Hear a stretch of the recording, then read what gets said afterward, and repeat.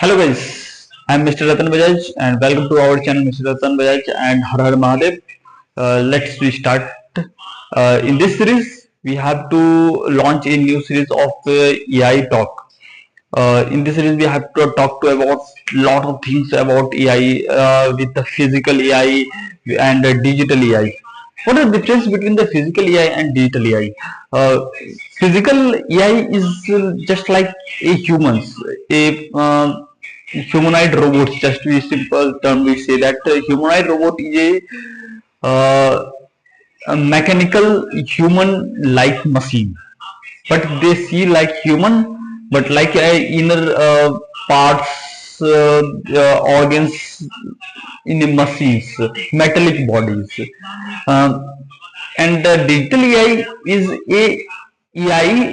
digitally presence in the some servers in the exist. Their brains they will exist in the servers. They talk to each other. There are some servers. If you are recently some news, you see that Sundar Pichai, they will say AI will be self-talk, to self-aware in the surrounding what things they things क्या हो रहा है क्या नहीं हो रहा है उसके बारे में दे अवेयर है वो सिस्टम्स। और डिजिटल एआई क्या है कि आज के समय में मोर sophisticated high intelligence reasoning capability and etcetera things and this at the time all the AI digital AI bit that human intelligence our humanity में जितने भी अभी तक आए हैं top intelligence people like Albert Einstein सब हो गए या इन सभी की तरह एल्बर्ट आइंस्टाइन का आईक्यू तक एआई बिट कर पा रहा उनसे भी ज्यादा आईक्यू है एआई का कैपेबिलिटीज कैसे हो रहा है हाउ एआई अपने आप को जैसे मान लीजिए 100 लोग की हर इंसान की डिफरेंट डिफरेंट थिंकिंग होते हैं आईक्यू लेवल होते हैं और पर्सपेक्टिव होते हैं they all are capture AI and self trained they capables to more intelligent than humans and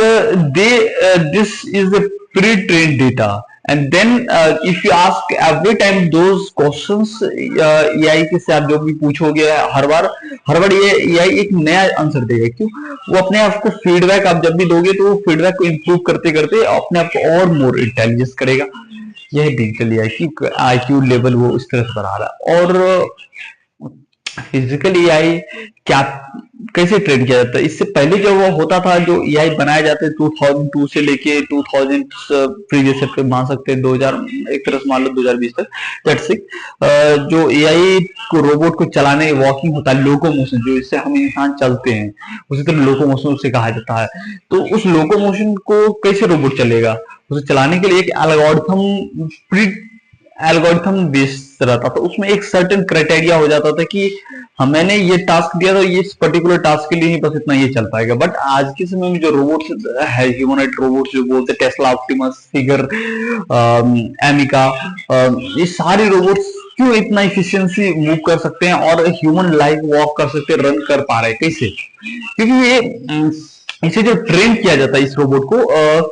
किसी एल्गोरिथम बेस पे नहीं कि मैथमेटिकल एल्गोरिथम बेस पे नहीं कि एक वॉक एक दो तीन एक क्रॉस वॉक नहीं इसे ट्रेन करने के लिए हम digital human walking videos use करते हैं सम कंट्रोलर यूज करते हैं इस एआई फिजिकल रोबोट को ट्रेन करने के लिए जैसे हो गया अगर मान लीजिए डिजिटल हमारा वॉकिंग वीडियो सोच आप स्ट्रीट पे कई सारे कैमरे लगे रहते हैं उस वीडियो को ये कंपनी क्या करती है यूज करती है एक्सेस करती है विथली they access and they have to train the robots in the virtual environment virtual environment हो एक डिजिटल सिमुलेशन बनाया जाता है जैसे ये वर्ल्ड है उस तरह एक कंप्यूटर पे डिजिटल सिमुलेशन बनाया जाता है उस जगह they are trained the robots then they physically they deploying then again in the robots they train first in the simulation then they deploy in the robots second then another options is they have to controller just like a gaming controller उस तरह से होते हैं। Same इस तरह के controller जो VR set के लिए होते हैं, उसी तरह का सिमुलेशन एक तरह तैयार रखा जाता है और उस सिमुलेशन में कनेक्ट किया जाता है वीआर को रोबोट से और उस रोबोट को सिमुलेशन से। जैसे से मैं अगर यहाँ खड़ा हूँ इस तरह से, अब मैं हैंड इस तरह मूव करूंगा तो उस रोबोट को भी हैंड इस तरह रोबोट को मूव होगा, क्योंकि वो कंट्रोलर है। जैसे जब हम गेम खेलते हैं तो उस तरह मेरे पास कंट्रोलर होता है, तो जैसे गेम में डिस्प्ले पे ये गेम मूव करेगा, ये इधर मूव होगा, गेम खेलते हैं तो बंदूक इधर चलेगी, तो उस तरह से एक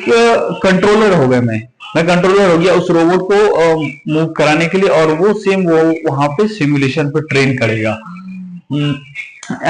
ये सिमुलेशन आता है, बहुत सारे आते हैं। यूनिटी पे आप सिमुलेशन को ट्रेन कर सकते हैं। इसके बाद और भी ढेर सारे हैं, मेरे को अभी नाम रिकॉल नहीं आ रहा, बता कमेंट कर देना, अगर चाहिए तो मैं बता दूंगा। इस तरह से आप ट्रेन करते हो रोबोट को, मोर प्रिसाइज होता है ये। कोई कंट्रोल एक सर्टेन सिनेरियो या कंप्रेस होकर नहीं रह जाता, ये wide range of training models हो जाते हैं कि रोबोट अपने फीडबैक बेस पे लर्न करता है, देखता है कैसे हैंड मूवमेंट हो रहा है। अगर मैं हाथ ऐसे करूँ तो वो भी हाथ इस तरह मूव करेगा। अगर हम पर्टिकुलर एल्गोरिथम बेस पे अगर हम जाए तो इस तरह से नहीं हो पाएगा, बहुत टाइम लगेंगे। पहले के आप रोबोट देखो इस तरह प्रॉब्लम होती थी, अब आज के समय प्रिसाइजली वो वॉक भी कर पा रहा है। क्यों? इसी वजह से आज के अगले सीरीज में हम जानने वाले हैं रोबोट्स क्या एक्चुअली ह्यूमन से ह्यूमन को मैनिपुलेट कर पाएंगे, कैसे, अगर करेंगे तो किस तरह से। आने वाली वीडियो में देखते हैं। इस रोबोट सीरीज को सेव कर लो और शेयर भी करो अपने दोस्तों को। कमिंग वीडियो वो फैसिनेटिंग होने वाले हैं। And follow for mister Ratan Bajaj and